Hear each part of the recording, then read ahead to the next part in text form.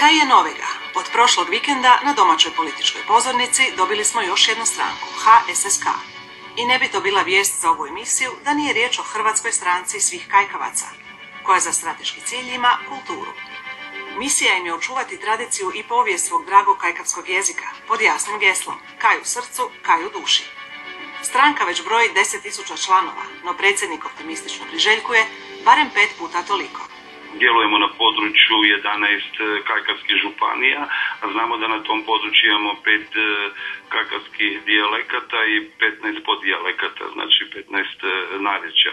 I zbog toga se i zove stranka svih kajkavaca, jer od Međimurja preko Zagreba, Zagorja, Moslavine, Slavonije, Prigorja, Karlovca i djelujemo na području Primorsko-goranske županije. I nama je cilj da očuvamo povijest, kulturu dragog nam kaja, jer narod bez jezika je kao i drvo bez korijenja.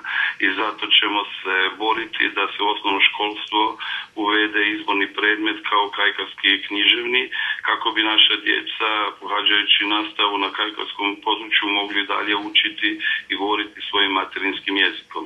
Kajkavci su politički na strogom centru i poput većine ostalih stranaka uvijek su na strani malog čovjeka. I to onog koji ne samo da lajka, nego i kajka.